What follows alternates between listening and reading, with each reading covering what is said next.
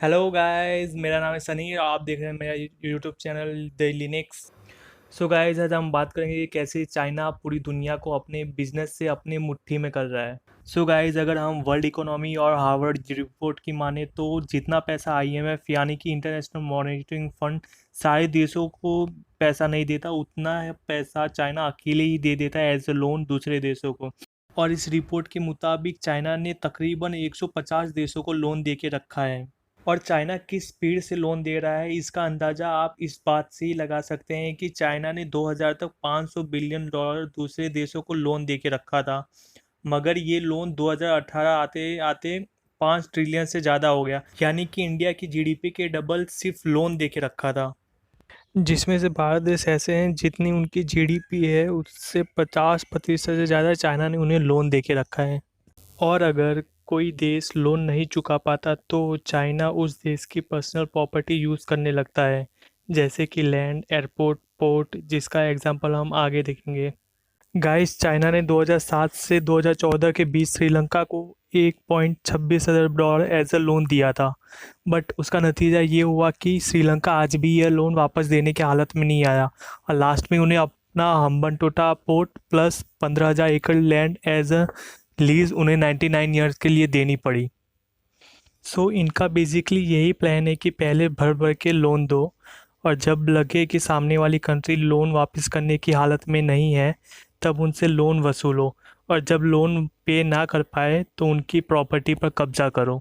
और ऐसी same situation Nepal के साथ भी हो रही है। गाइस, आप लोगों ने थोड़े टाइम पहले ये न्यूज़ ज़रूर सुनी होगी कि नेपाल ने इंडिया के 3 हिस्सों पर अपना कब्जा जमा लिया है और अपने सोल्जर्स को इंडिया नेपाल के बॉर्डर पे खड़े कर दिया है, जो कि पहले ऐसा नहीं होता था।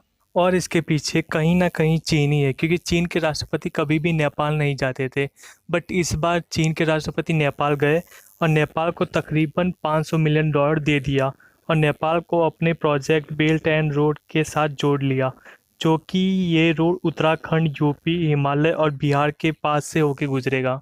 और सिर्फ नेपाल ही नहीं, बांग्लादेश भी ये प्रोजेक्ट के साथ जुड़ा हुआ है और वहाँ ये रोड कोलकाता होकर गुजरेगी, क्योंकि 2019 में बांग्लादेश और चाइना के बीच जो बिजनेस हुआ था वो तकरीबन 10 अरब डॉलर का था, पर 2021 आते आते चीन इसे 18 से 21 अरब डॉलर तक पहुंचाना चाहता है।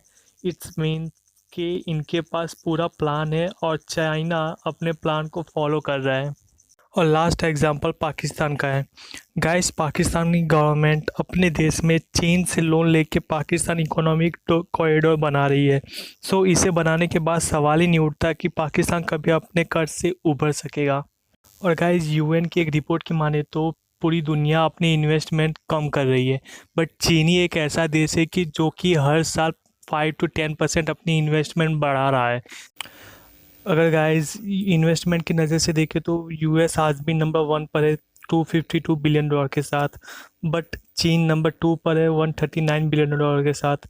बट गाइस, हमें ये समझना होगा कि अमेरिका 350 बिलियन डॉलर से कम होते होते 252 बिलियन डॉलर तक पहुंचा है और चाइना 100 बिलियन डॉलर से होते होते आज 39 बिलियन डॉलर तक पहुंचा है। So guys, thank you so much ये वीडियो देखने के लिए। सो मैं नेक्स्ट वीडियो में बताऊंगा कि कैसे चाइना ने इंडिया में कहाँ कहाँ इन्वेस्टमेंट किया है और कहाँ कितना किया है।